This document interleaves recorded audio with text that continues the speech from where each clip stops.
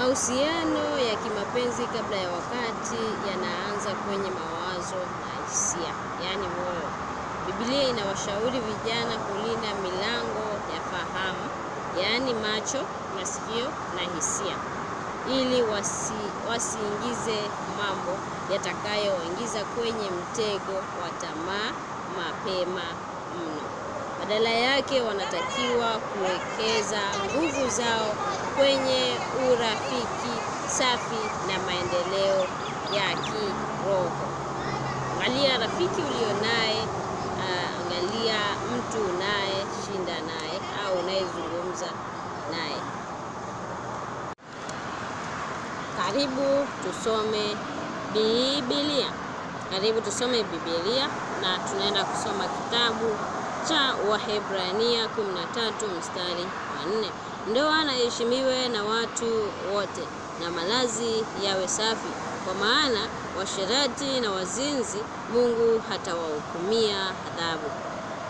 Ni fundisho linalotufundisha Mungu ameanzisha utaratibu mzuri sana, ambapo uhusiano wa kimapenzi unapaswa kuwepo ndani ya ndoa pekee.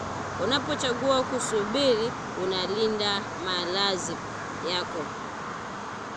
Binti, kijana, unapojiweka vizuri au unapolinda utakatifu wa ndoa ya baadaye, unajizuia na hali hii, na malazi yako ya baadaye yanakuwa safi na yenye baraka, bila kubeba majonzi au hatia ya mahusiano ya zamani. Kitabu cha Waefeso 5 mstari wa 3 mpaka 4 inasema, lakini washerati usitajwe kwenu kamwe, wala uchafu wowote, wala kutamani kama iwastahilivyo watakatifu, wala aibu, wala maneno ya upuzi, wala mabenzo yasiyopendeza, bali afadhali kushukuru.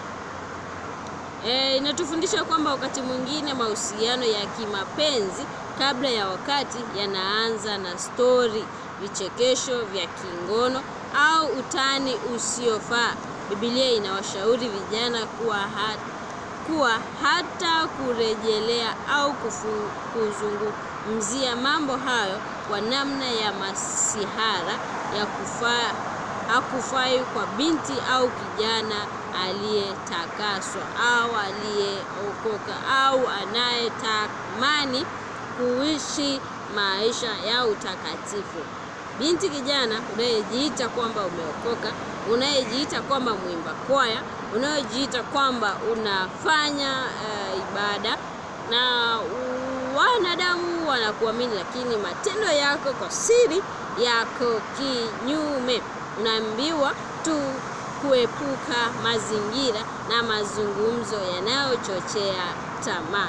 Tuepuke mazingira na tuepuke pia mazungumzo yanayochochea tamaa, tusije tukaingia majaribuni. Binti, kijana, inawezekana kuishi bila mahusiano, ila tu uyaepuke mazingira na pia mazungumzo yanayochochea tamaa. Namshukuru Mungu, maana ninazidi kupiga hatua, na ninaamini nawe ukianza pia tunaweza kusonga mbele, kwa sababu ukianza na wewe na mimi tukiungana, tunaweza kujenga mwili wa Kristo kwa pamoja. Ndugu, binti, inawezekana kuishi bila mahusiano, inawezekana kuishi bila kufanya zinaa nje ya ndoa, inawezekana. Mimi nimeweza, pia wewe unaweza, kwa msaada wa Mungu pekee. Usifanye mambo kwa siri, ni kwa hasara yako mwenyewe, sio kwa mtu yoyote. Timotheo wa kwanza 4:12 inasema, mtu awaye yote asiudharau ujana wako, bali uwe kielelezo kwao waaminio katika usemi na mwenendo, na katika upendo na imani na usafi. Neno la Mungu linatufunza kwamba kuwa mfano wa kuigwa katika ujana wako. uwe mfano wa kuigwa. Naomba Mungu anisaidie sana. Najua sijafika, lakini ninamuomba Mungu anisaidie sana. Natamani angalau niwe mfano wa kuigwa kama vile Mtume Paulo alivyomwandikia Timotheo.